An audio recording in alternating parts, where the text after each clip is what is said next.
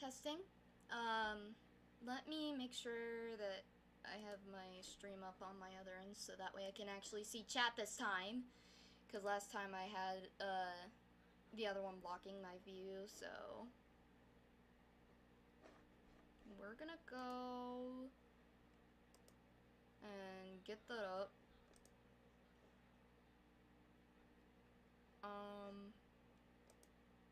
Put that there.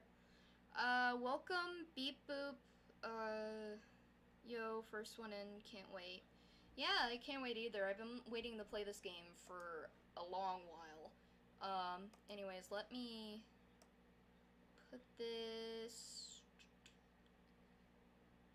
I'll take, breaks to look at chat. Anyways, let me go to options. And then go to audio, because I had it muted, that way I could play the Mitoma music.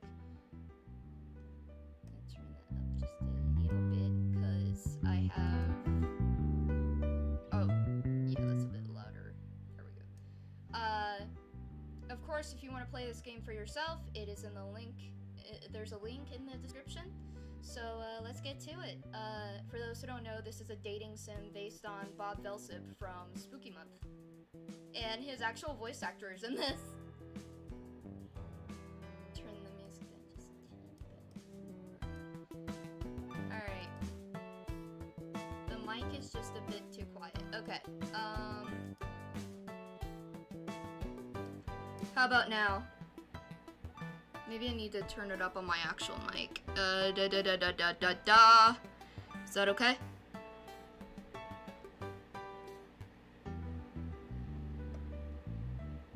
While I wait for a response, I'll go ahead and turn this down just a tiny. Okay, just let me know if the... Okay, it's good. Alright. Alright, well, here we go.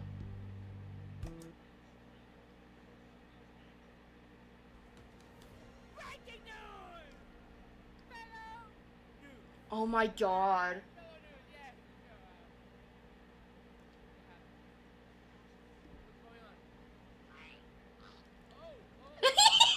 Oh my god, that's Corey!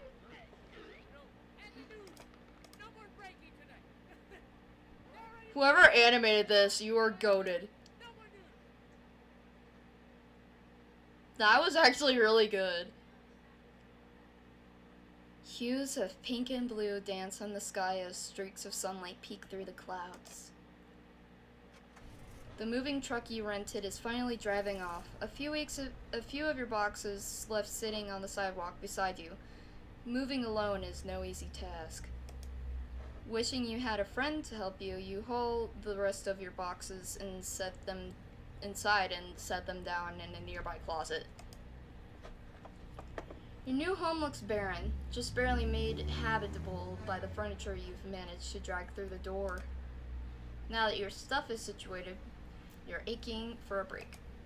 Exiting your new home, you trail down the sidewalk. It's lighter out now. The sun remains hidden by wispy clouds.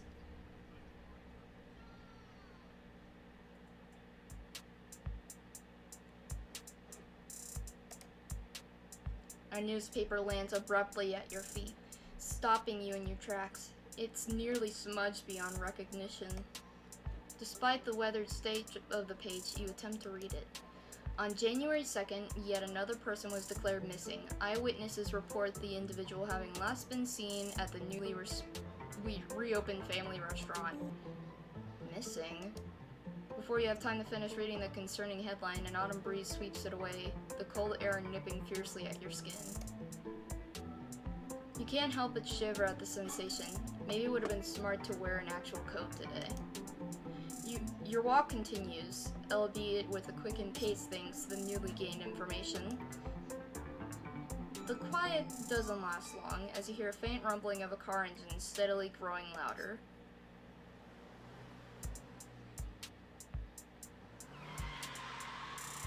This is sick. You turn as the vehicle abruptly screeches to a halt beside you. If the discomfort of the biting chill wasn't enough, the car doors quickly burst open. I cannot speak today, just like last night.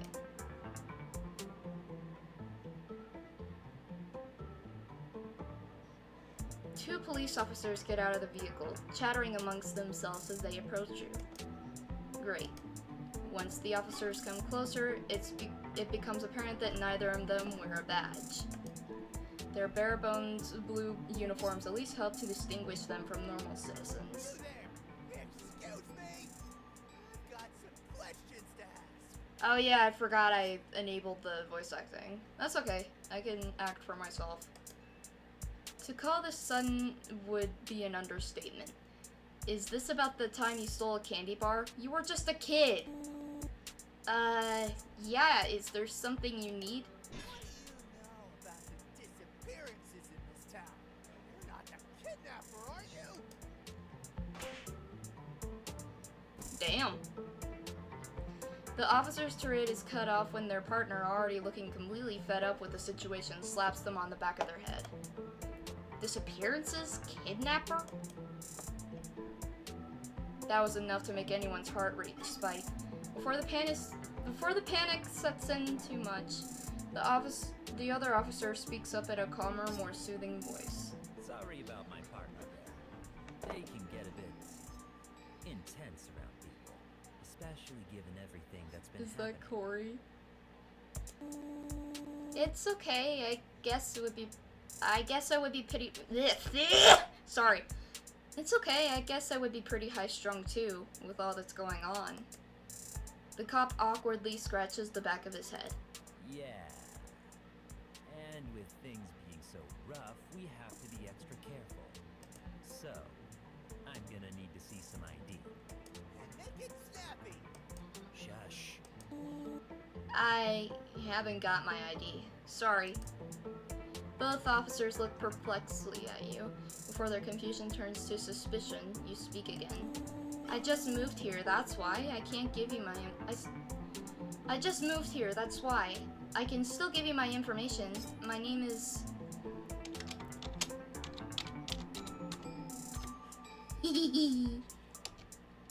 The policeman lowers his glasses, grinning at you over the tinted frames. Sounds good. I'll keep that in mind, pal. By the way, I prefer to go by... I see. Thanks for letting me know. The shorter officer looks you up and down as you speak, visibly trying to memorize your appearance. Since you're apparently new around here, I'll give you this bit of advice. Be careful. My partner wasn't joking when they said people have been going missing. That is, in the words of Jishlat, that is a crack cocaine stare. We got our eyes on you, Bucker. If we hear you've tried any funny business, we're reporting you to the chief right away. Damn. Oh no, we shouldn't pass the case to him. He's grumpy enough as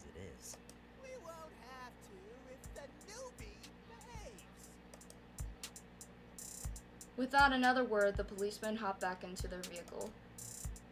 The tires squeal a shrill tune when the car tears off the road, leaving you in a cloud of dust. Coughing as the car disappears into the distance, you're a bit shaken by the confrontation. Wow, I've been here for less than a day and I'm already getting profiled. To add on to everything else, your empty stomach is growling insistently. Unpacking took longer than expected, leaving no time for breakfast. It's safe to say you're starving. Maybe I should get something to eat before I head home.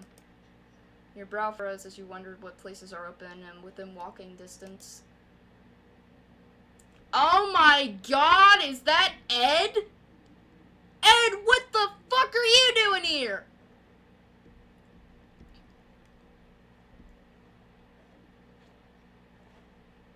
Ed! The fuck are you doing in Spooky Month? Not that I'm mad, it's really nice to see you. You're awesome. Before you can...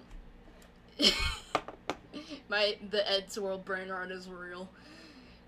Before you can begin your journey to hunt down a food spot, the sound of excited chatter catches your attention. You come to a halt in front of a large glass window, carrying meats hanging on display, and just past it you can see a bunch of happy patrons. Burgers? They're probably cheap and filling enough. What could possibly go wrong?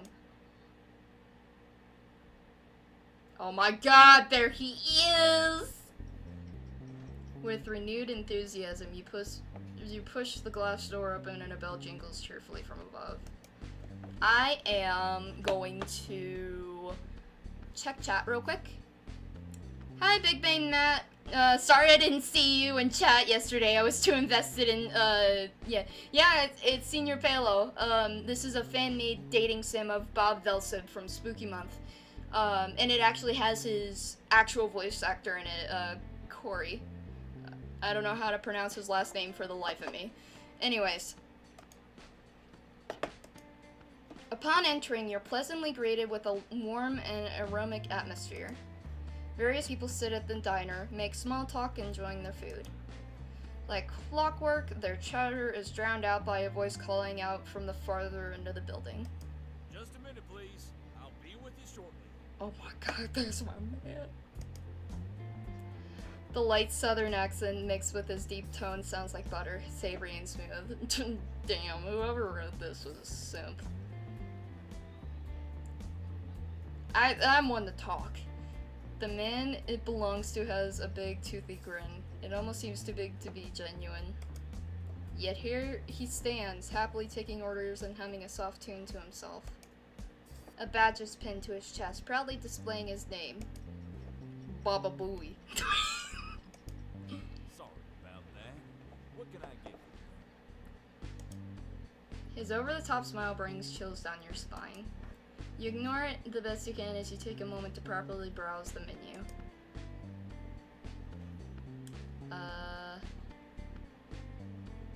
They have a fucking Krabby Patty. Shit, it'll take Bob's special. You hesitantly point, made with love. Hell yeah. You hesitantly point to your menu item of choice. Having a small notepad already out, the employee nods and jots down your order before casting his gaze back towards you. Your heart skips a beat listening to him speak. Sure, no problem. Sorry. Anything else? The nickname rolls effortlessly off his tongue! Heat rises in your cheeks, making you sputter in response as you try to think of anything other than the impromptu endearment. Loco Cola. Yeah, that's everything. The last sentence came out much quieter than you had intended. The employee's eyebrows raised, his expression unreadable for a fleeting moment. Suddenly he squints and his smile widens where he bursts into a hearty laugh. You give him a smile in return. His laughter soon subsides, but its warmth remains.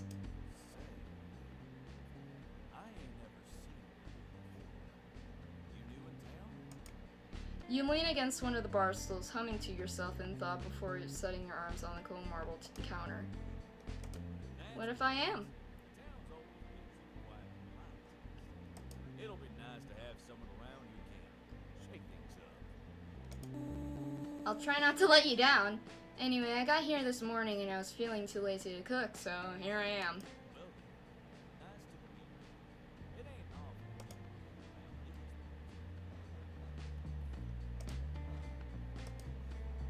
He hesitates, looking as though he wants to say more. Your food done in a second. Why don't you take a seat? After all, you must be tired. He looks nice enough, maybe even someone you'd want to get to know more. Hell yeah. Your thoughts are cut short when you realize you're still standing at the front. Yeah, you're right. I'll go, but thank you for being so nice. You smile to yourself as you push away from the counter, leaving to find an empty booth close by. You sit down at the corner booth, idly observing the table setting. Salt and pepper shakers, an old napkin dispenser, and a laminated menu fail to catch your interest. There's also some dull scratches along the surface of the booth. You squint slightly, trying to make out some sort of faded writing, only snapping back to attention when a plate of food is set down in front of you. Here you go, hon. Thanks! While I'm Well, I wanted to apologize for earlier, taking so long to order. I didn't mean to hold up the line like that. Bob waves dismissively. His demeanor seems unshakable even when sheer awkwardness is staring him dead in the face. I've seen folks take much longer than my When he finally turns from you and walks away, you hear him humming a tune to himself.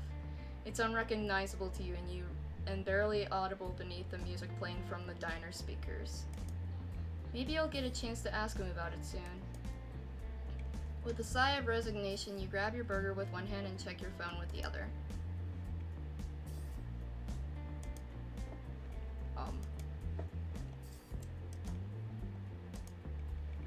Nobody's checked up on you since you moved away. Your family has given you very little apart from radio silence and pocket change. Even though it's pretty discouraging, at least you're starting to connect with people here. Maybe this is where you can start fresh. You slide your phone into your pocket and stand up from your booth, waving goodbye to the cashier.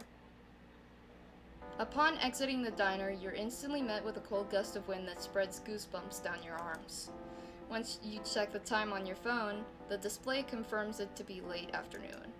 You start walking at a brisk pace, feeling full of food and ready to explore.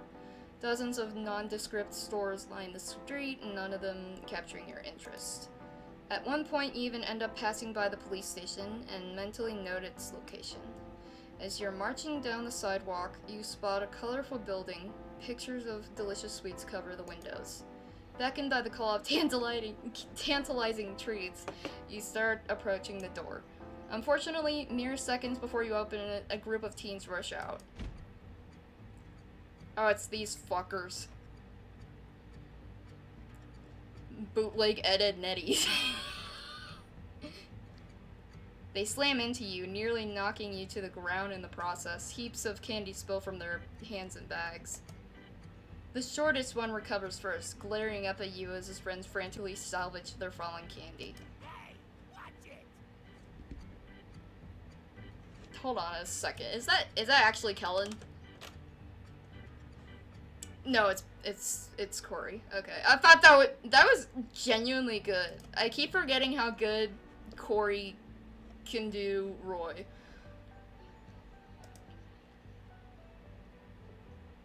But yeah, Kellen Goff voices Roy, aka Funtime Freddy.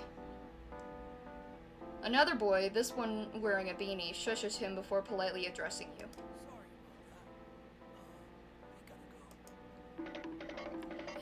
that. The sound effect! Quickly gesturing to his friends, the group grabs what remains of the candy before running off. You blink, staring at the dust cloud the group has kicked up in their wake. What's that all about? You shrug off the encounter. As you push open the door, you smell an intoxicating aroma of sugar. Once you enter, you see an employee frantically sweeping a candy-littered floor. She twitches at the sound of the door closing behind you and looks at you with wide, worried eyes.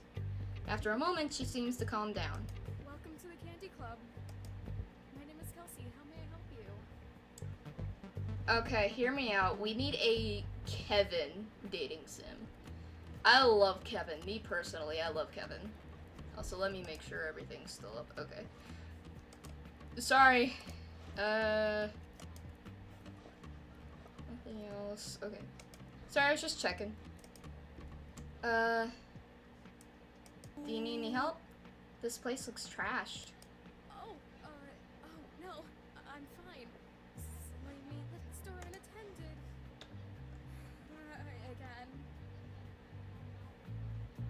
Again. Sorry, I was looking to see if I recognized her in the credits. I stepped outside for a smoke break that I had no business taking. Then boom. Before you know it, disaster strikes. She sighs, sullenly looking down at the floor. This is the third time this month those brats stole candy. The candy on the floor looks suspiciously similar to the treat you'd seen in those teens' hands. It's safe to assume the poor clerk had just been robbed and you watched the perpetrators get away. I can help clean up if you want, or I can pay for whatever they stole. I don't have much, though. Kelsey's eyes light up. She grips the broom tightly, beaming with newfound gratitude. Oh, thank you so much. I can't believe you'd do something like that. You help collect the wasted candy and deposit it into the trash while Kelsey restocks what was stolen. With some time and some elbow grease, the floor looks spick and span. I guess I should pay for the candy now. You really don't have to do that. I'll just put it on their tab. One of their moms always pays for what they steal. She's a real handful. Well, I'd still feel bad if I came here and didn't get anything. And there's a fucking car outside going vroom vroom. Shut your bitch ass up. Sorry. Sorry, my street is loud. Well, I'd still feel bad if I didn't come. Well, I'd still feel bad if I came here and didn't get anything. Instead, you pluck a bag of mixed candy off the nearby shelf. Various wrapped chocolates and toffees rattle inside as you place the package on the counter. Kelsey drops her broom, letting it clatter to the floor as she quickly ducks behind the register to ring up your purchase. And will that be all? She lowers her voice secretly. You Secretively. don't have to buy anything more. It's just the store's policy to say that every time. That'll be all. Your declaration is bold and loud, just for the sake of duping any security cameras nearby. Kelsey giggles at your acting prowess before ringing up the package of candy and handing it back. Money changes hands, with you leaving a bit of change behind as a tip for her. She certainly deserves it after the day she's had. As your interaction with the cashier comes to a halt, you take one final look around the store. You absolutely have to come back here in the future. The collection of sweets is super impressive and... Wait. Something doesn't feel right. Your eyes dart back to the windows at the front of the building, allowing you to just barely catch a glimpse of the silhouettes moving beyond the pane. They're so cool! For a formation of fleeting figures is the only thing you can really make out before they vanish from sight. Taking a couple steps away from the cash register and closer to the window, your eyes narrow as you try to figure out where they went. Hey, are you okay? Still unsettled, you whirl around to face her. Yeah, Kelsey clings to the counter, startled by the sudden alarm. This time, the sudden noise causes you both to jump. Before you can get the chance to ask Kelsey what the beeping was, she starts ushering you towards the back door.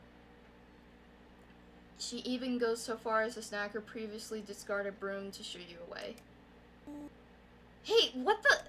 Quick, you have to go before my coworker finds out I was slacking off, and I have to finish cleaning that mess. Her borderline rambling mixed with the occasional pokes of the broom make it impossible for you to get a word in edgewise. Before you know it, you're shoved into the alleyway. The back door slams shut behind you, and you can faintly hear Kelsey call out to you from the other side. Sorry, and it was nice meeting you. Take care! What a rushed conversation. That cashier might actually have been more high-strung than the police. Now alone in the dingy back street, you look up and spot the darkening sky above you. Time definitely got away from you while you were talking to Kelsey, and it's best to head home before it gets too dark out. Navigating your way out of the literal maze of roads is a real challenge, but eventually you make your way back home.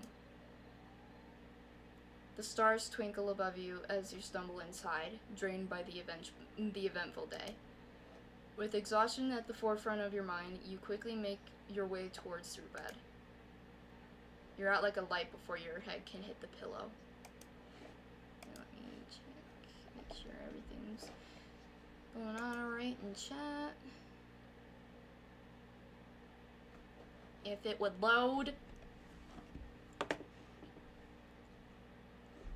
Alright.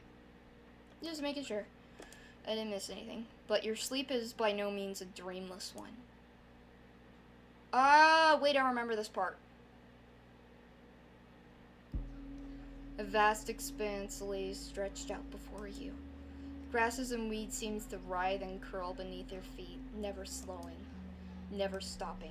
The ground feels unstable, the sky is somehow off. Chancing a glance upwards is like staring off into the yawning abyss, a chasm occupied by countless and fathomless things. The world up there is far beyond the world down here, but echoes of it still sing a droning melody to you. It's beautiful.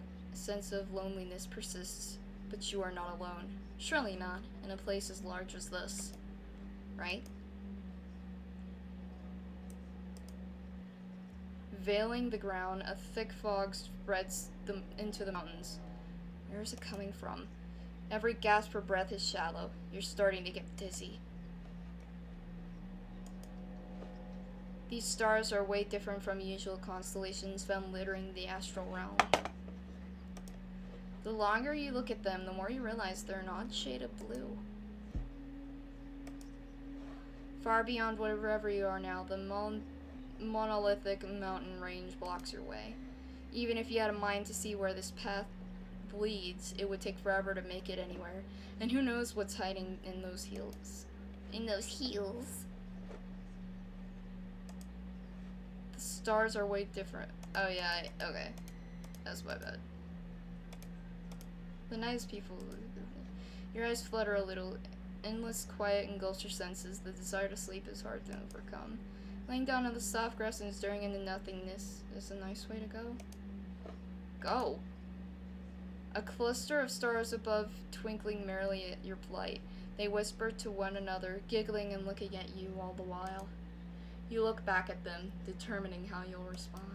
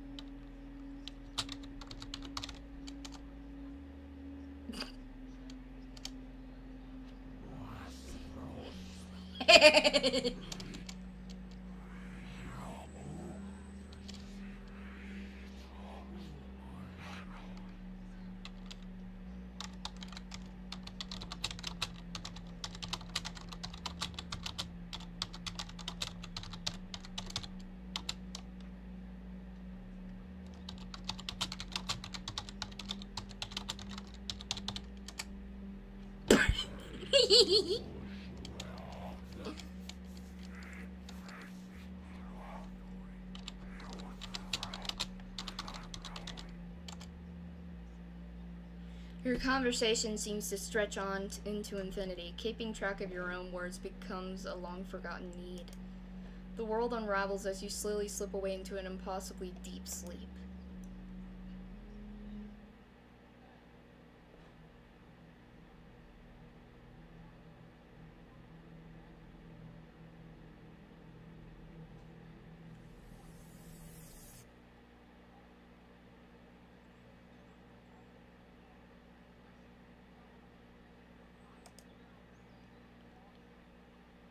Wakefulness doesn't come easily. It crawls into your mind like a wounded animal, hesitant and weak.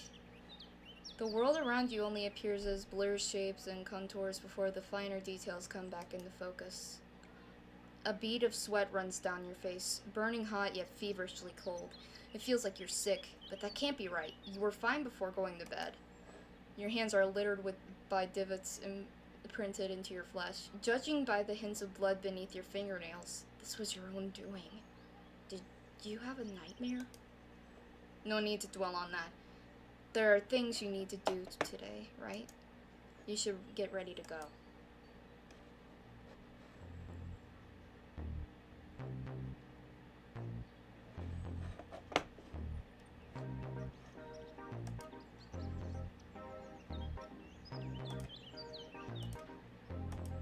The fucking William Afton thing.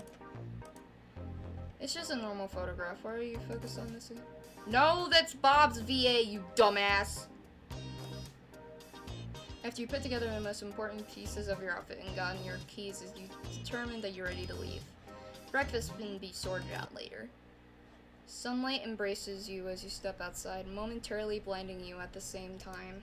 It takes a bit before your vision clears, forcing you to blink away the bright spots that take ages to fade. Now that you're finally out of the house, memories of locations and streets come flowing back. You can choose where to go more easily than yesterday. I want to visit Baba Booey again. Seeking some grounding normalcy from whatever it was that you had dreamed about the night prior, you make your way over to Boys and Girls. The diner opens up before you as you slip and slide. Sorry, I am losing my mind today. The diner opens up before you as you slip inside. A consistent hum of low chatter, it fills your ears, coming from the crowd around you. Let me see if I recognize any of these references. I know that's Palo. Is that CG5? Beyond the sea of social anxiety, you can hear the sound of Bob calling out orders as he works the girl. Now you need to figure out what to do to catch his attention. Join the line. Cutting in front of the other is out of the question. Yeah, no shit. Joining the line is the most polite thing to do, and it'll be easier to get Bob's attention that way. Sliding in behind the last person in line, you patiently wait, and wait, and wait, and wait. The voice of the cashier snaps you out of your daze, making you jolt as the employee speaks to you. Welcome to Boys and Grills. What can I do for you? Sorry, I just need to. Hey, You lean around the confused employee, spotting Bob not too far away. Waving to catch his attention, you frantically move your arm about in hopes of the notices. Thankfully, he does before you make a fool out of yourself again. it's great to see you again, darling. What brings you around? Guys, it's fucking CG5. You pause for a moment, arm no longer flailing, before summoning the courage to speak. Maybe we could chat sometime, if it's not a bother, I mean. Despite your best efforts, the lack of certainty is evident in your voice. Bob looks fixated at you for a moment before his face returns to his usual smile. I'll tell you what. My break starts in about He trails off as he glances at the diner's clock. 10 minutes. I'll chat all you like. Deal? Sure, see you then.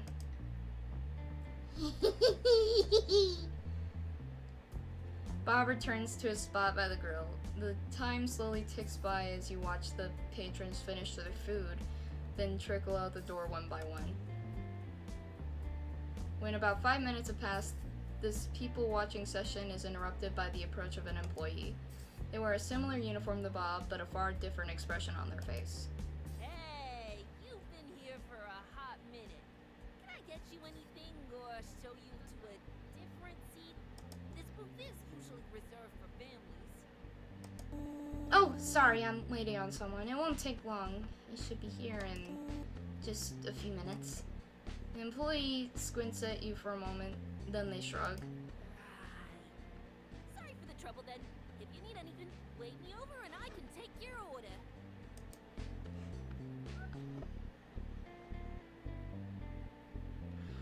It sounded like Chi-Chi. I don't know. It's not.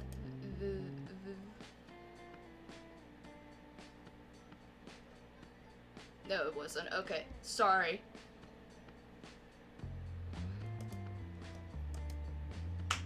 Without waiting for another response, the employee turns and walks off towards another occupied table. Thankfully, the rest of your wait is quite uneventful. Customers come and go in droves, but none of them try to initiate conversation. Some other employees spare you passing glances, but even they leave you alone.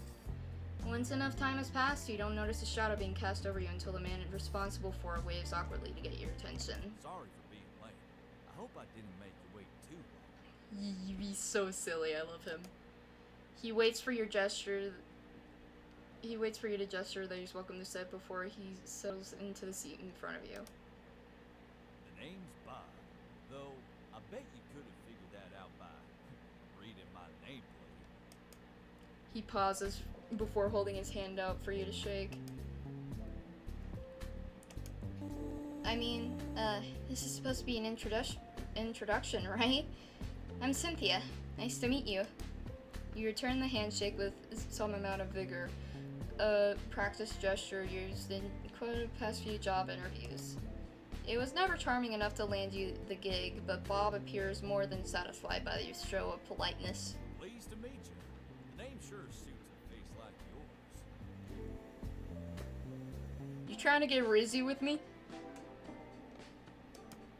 His compliment is just as surprising as it is flattery. Without a response ready, you fidget a little with your hands, muttering words of gratitude under your breath. Anyway, Thank you. you said you were new here? You been here long or what? Nah, I actually moved in yesterday. Really? You're not in affirmation, sorry. Once I get it done unpacking, I thought it'd be a good idea to explore. After some wandering, well, I ended up here. Turns out this is the closest food joint to my house. Lucky me. You don't say. A lot of customers have been turning up like that. Wanderers are great for business, but y'all sure can wear a fella out. Bob runs one of his eyes as he yawns, clearly exhausted from today's shift. Speaking of which, anything catch your eye so far in this town? That's a tough one to answer. But if I had to choose something that stood out to me so far, it would be probably this one.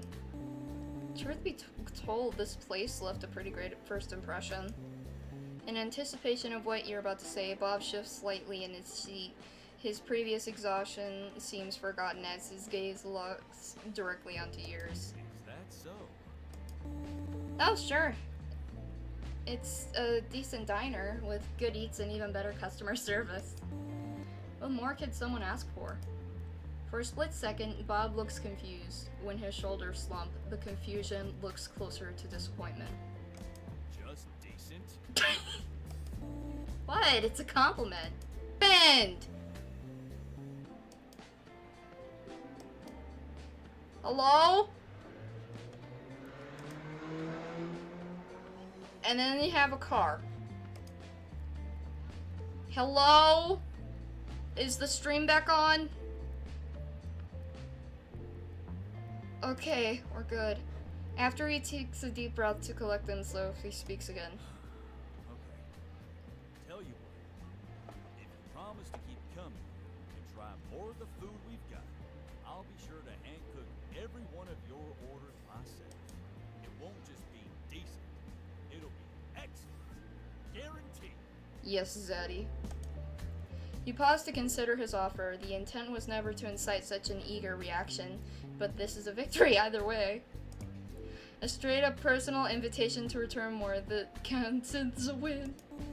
You know what? You convinced me. Unable to control his excitement and relief, Bob pumps his fist in the air. I won't let you down, darling. Hello, the guys. Eat a burger. A lull in the conversation follows soon after your words. The silence is by no means tense, but as Bob starts looking around the diner, you may be painfully aware that it needs to be filled somehow. Think, Cynthia, think. Hey, Bob. What's your favorite color? Wow, really pulling out all the stops here. Thankfully, Bob doesn't look too pressed about the quality of your icebreaker. Oh, red for sure. It stands for danger, but also courage. What about yours? My favorite color is blue.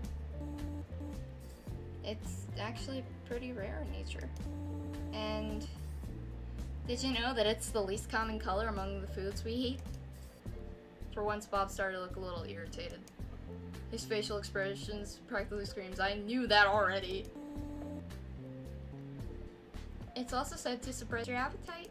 Might explain why I've never been fond of it, honestly. Daddy, quit getting that. There's plenty to love about it. There's a bit of trivia. Did you know that in Greek culture, blue is said to ward off something called the evil eye? Mentioning superstition seems to put Bob on edge. He sits up a little straighter, his posture and expression both turning rigid.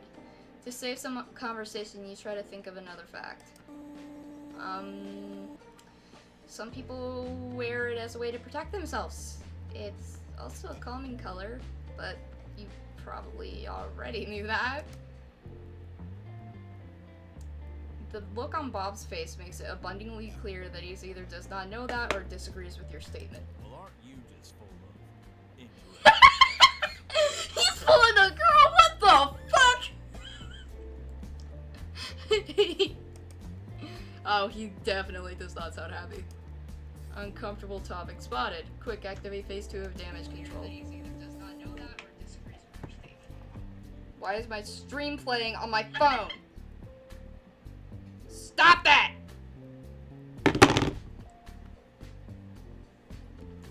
Yeah, and I have tons more. Of course, some more popular ones are about the color of the ocean and the sky, how they absorb wavelengths of length and all that. Bob looks bewildered as he tries to practice your lack of social skills. He seems too confused to be uncomfortable anymore. You know what they say, smell the sea and feel the sky. Let your soul and spirit fly. They say that? I'm not much of a reader myself. Is that some kind of poetry? It's a quote I found on the internet. Your awkward laughter trails off as Bob raises eyebrow at you. Does he now think you're some kind of snob? There's no way to tell for sure.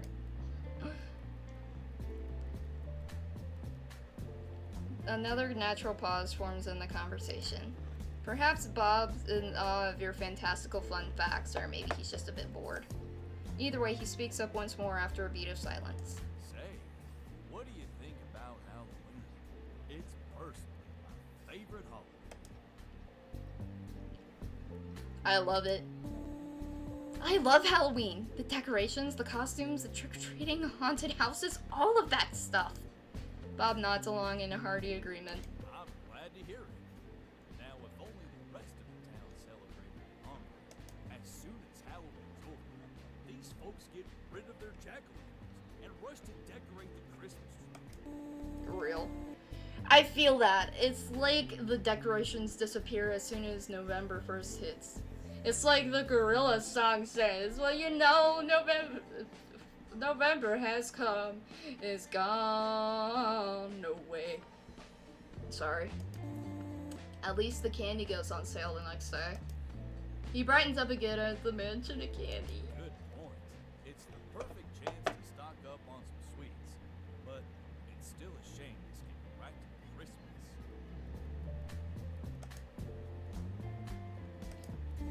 Yeah, but at least we could celebrate Halloween together. Oh, I might have to take you up on that. What would the plan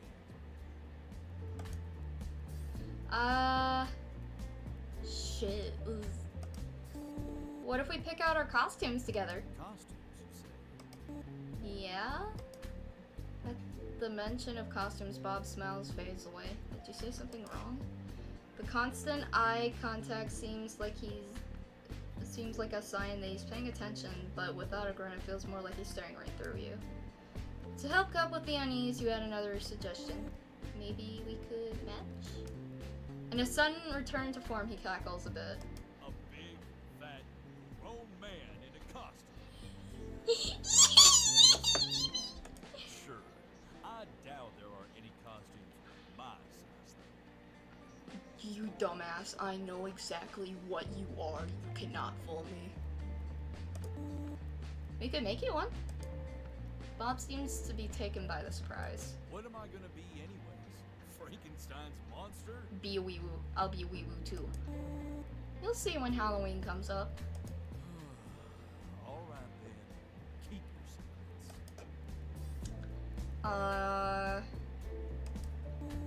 What about trick-or-treating? Trick! Wait, what? You asked trick or treat, and I said trick. I didn't. That's not how it works. Then why'd you ask me? I was asking a different question. Bob breaks down laughing at the exasperated look on your face. His laugh is so cute. Ah!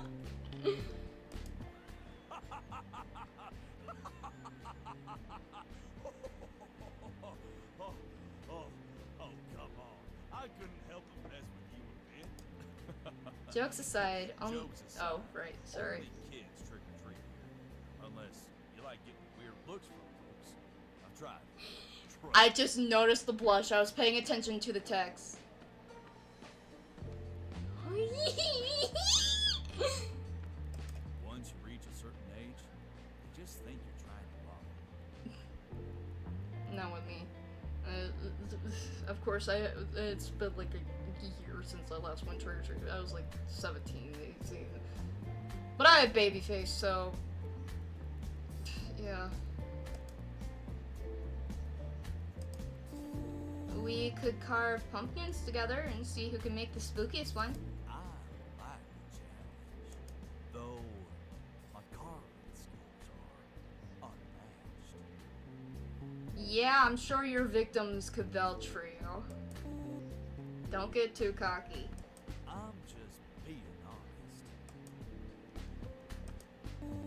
What if we went to a haunted house? Uh, Why does my screen keep playing on my fucking phone? Scared me the first time. Hold on.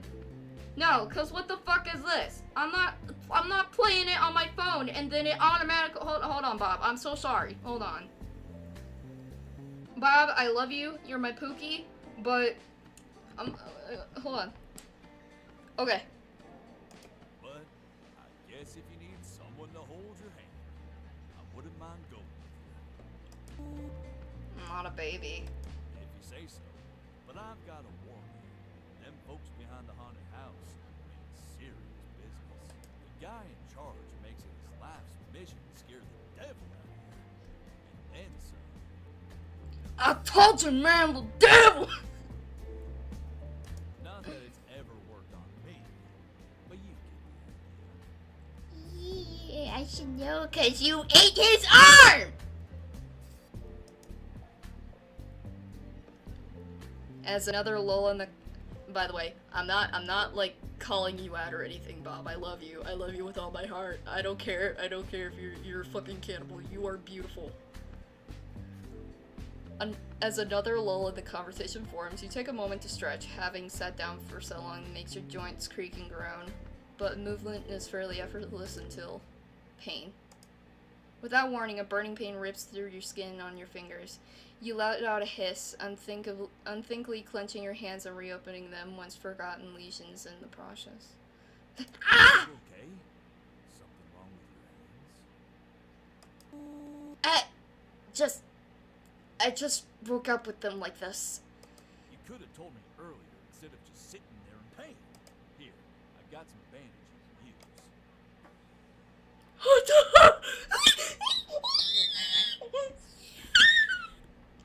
Pulling a blue bandage out of his pocket, he reaches out carefully, takes a hold of your hand, treating his thumb made of glass. His intense skin, this injuries, pupils dilating at the sight of your blood. Your breath briefly catches in your throat as both the surprising gesture and the piercing gaze directed your way. A chill rolls down your spine, goosebumps prickling in your... Oh my...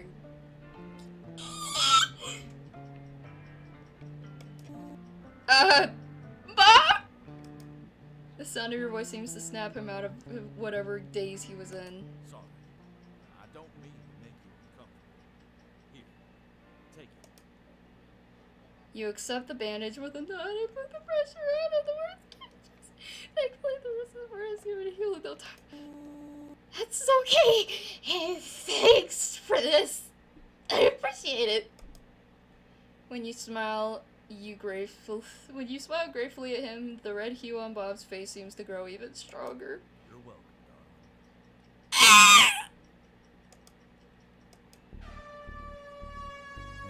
darling. Bob yelps with surprise when the piercing sound of an air horn suddenly rings out from behind the register.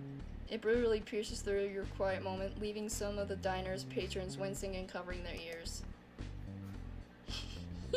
Bob looked to find the source of the racket, only to see the cashier waving frantically. Break's over, Bob. Wrap it up and get back here. All right, fine. I'll be there in a bit.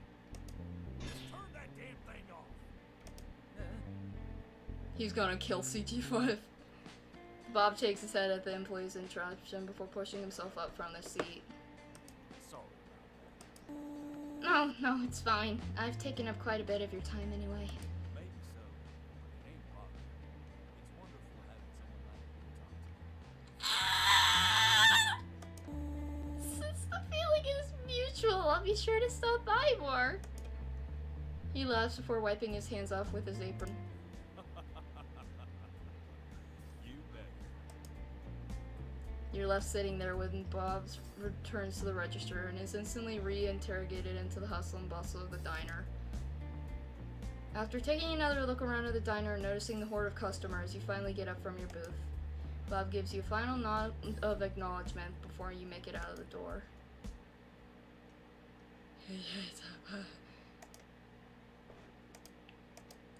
Kelsey stands behind the counter. She blows out a puff of air as she stares off at the wall.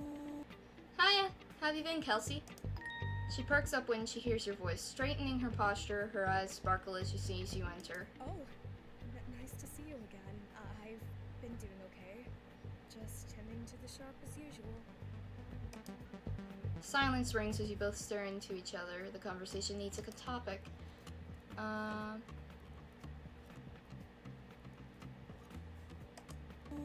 So, how's your day been so far? Kelsey looks up at you, shock written on her face. I'm just very, very busy. Kelsey winces a little as she breathes through her teeth. You know, with this place together and my personal life, it's a lot for a person to handle. I'm probably overworking myself, that's all. What about you? How have you been? I'm fine. Just exploring the place a bit. I'm still new in town. One day doesn't change much. How long have you been here? She seems pleased that someone genuinely asked her about herself. I've lived here my whole life, in the same house I grew up in. The rest of my family, Kelsey pauses for a moment, a somber glimpse in her eyes. they moved away. It's no problem, though. I don't need pity. Sorry, I didn't mean to rant. I'm sorry to hear that either way. Like I said, it's no problem. Did those teens ever come back? I'm surprised you remember that. No, they didn't. At least not during my shift. That's good. Can't have them putting you out of business. You chuckle at your clever remark. Kelsey giggles as well. I heard from a coworker that Roy's mom came by later and slammed a check on the counter as compensation. Her words are cheekily whispered to you, like you're a special confidant. Which one is Roy again? I never caught their names. Roy's the short one with the cap on. He's kinda the ringleader of the group. The leader. He looks like he's in elementary school. Maybe it's cause his parents spoiled him rotten. The other kids are nicer. Yeah, one of them apologized before running off. Hopefully they won't be committing crimes next time I see them. I don't know much about them other than that. They usually hang around in their little gang, as they put it. You want me to make them apologize to you? Oh, no. That's okay. I'd rather it be them that steals things than some other crazy person. If you say so, I'll keep an eye out for them anyway. How did you sleep last night? Oh? Well, I slept fine. With my dreams. Dreams or nightmares? No, not nightmares. I just noticed the rainbow dash in the gumball machine. She looks uncertain. It's a recurring dream I've been having for years. It's not scary per se, but it's not pleasant. Want to talk about it? Kelsey looks a little more nervous than before, twirling a gold ring on her finger. She fails to hold eye contact, instead looking at the walls of pink and white. No, it's fine. I'm fine. Are you sure? Yeah, the dream is just bright, blinding even. I'm sorry. I am sorry you're a good character, but I want more Bob. So I'm gonna be speeding through this, and it's getting late. After a moment's pause, your mind strays back to the disappearances you heard about. Can I ask you a weird question? Sure.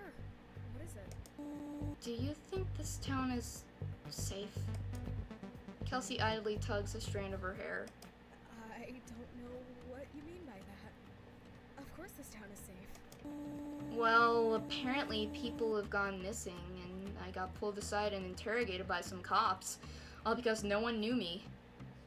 It's just a little worrying. Oh, the kidnappings. Everyone calls them kidnappings. But it's not even official. The victims could just be going on a synchronized vacation for all we know. She laughs awkwardly at her own joke before her smile softens in the face of your worry. We've got a great police force. Just forget about the time they arrested civilians for a week straight.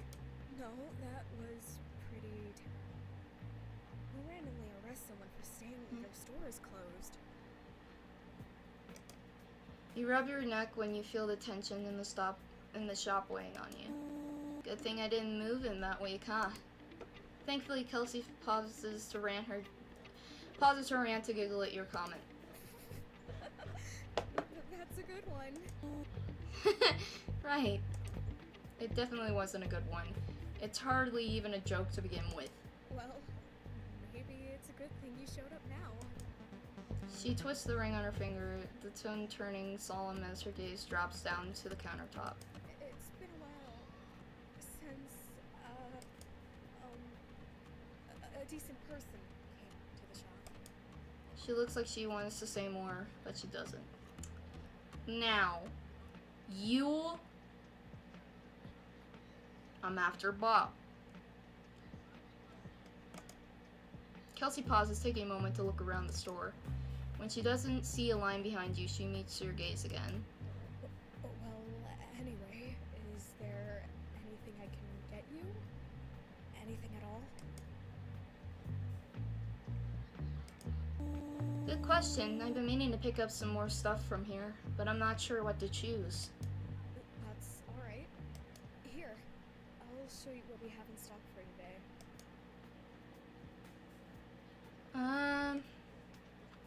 Yeah, $18.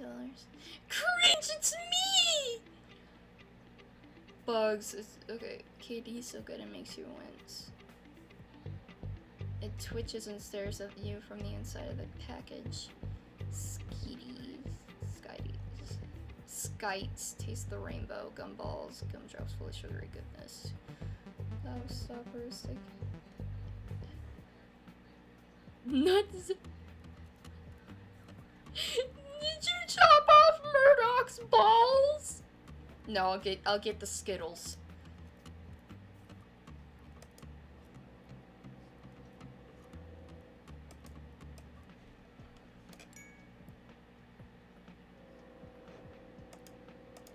Oh, there's more.